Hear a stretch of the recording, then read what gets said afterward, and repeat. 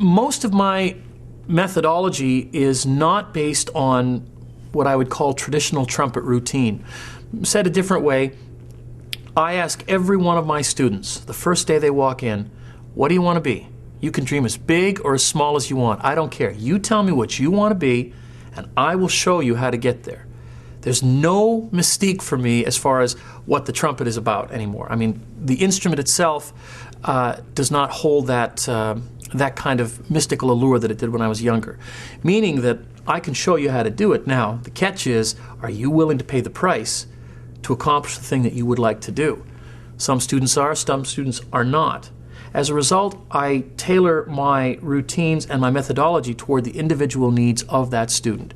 If he or she wants to push the envelope, I'll push it with them as far as they want to go. But a lot of people don't necessarily want to do that. They may say they do at the beginning, but part of the process of being in university and studying with a mentor in an apprentice relationship is also discovering that there are many, many other strengths that you have. I'm very fond of telling every one of my students that every one of them does something better than anybody else in the studio, so that they understand they all have something to offer, and it's a question of finding that and gleaning that and honing that particular skill to discover what it is that you are ultimately being called to do in the arts. And that might mean leaving music altogether, going into engineering, into law, to sciences, becoming an enthusiast for music. I'm very fond of telling them that the idea of arts and patronage has always coexisted. We must have people that will support artists in their endeavor, and we as artists have to understand that that relationship is a coexistence. It's very symbiotic.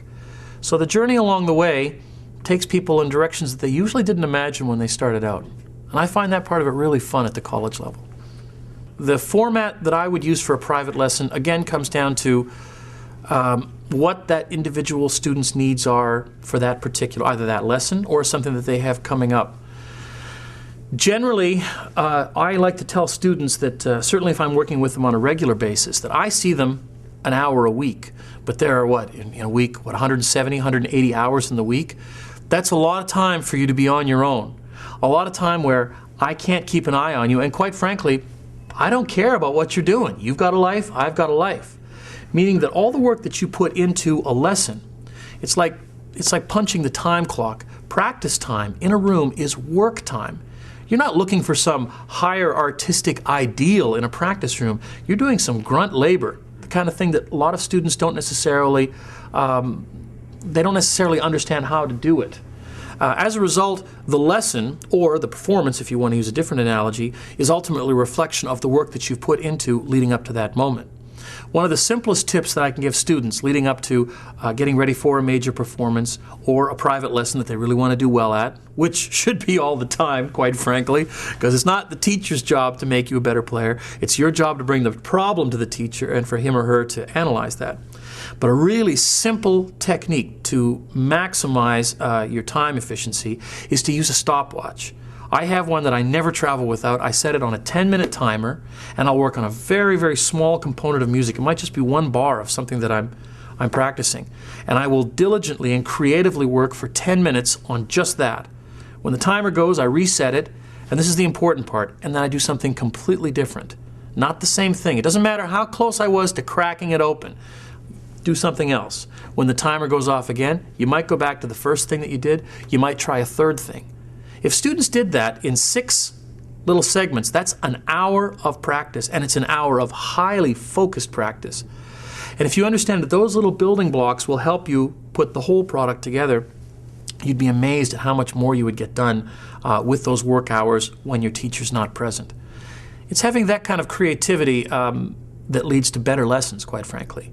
And it leads you to want to get to that lesson so that once you get into the door and you're with your private instructor, you're really excited about something that you want to talk about, something that you've done, something that you can't do, but you really have a focused idea of what's supposed to happen, as opposed to many times just showing up and saying, well, I have a lesson at 2 o'clock. I guess I'll see what it's going to be all about.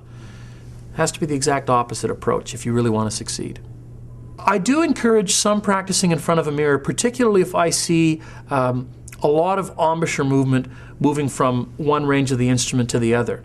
The greatest players I've ever seen play, really look like they're not working at all. It looks effortless, and that's what we admire about them. Well, guess what? It is effortless, and they figured out a way to make it effortless. And one of the absolute truths of every major player I've ever seen that has done that is that there is a minimal amount of overt embouchure movement. Sometimes with younger players you might see some cheek puffing, especially once you start getting down to the lower register. It's very easy to just sort of relax the embouchure. You're not playing high. The problem is now if you want to get from a low G into middle G and then G on the staff and beyond that, you have to make a lot of adjustments in order to hold the embouchure in place. The more moving parts, the less efficient you're basically operating. So when I see a lot of unnecessary embouchure movement, I'll have a student stand in front of a mirror just so that they can see what's going on, because often they're not cognizant of that. You see it as the observer, but they don't because they can't see themselves. I do think you can go too far with that, though. Some people really become obsessed with looking in the mirror. It's like anything. You have to use it as a tool and not the absolute be-all, end-all of what it is that you're using to become a better player.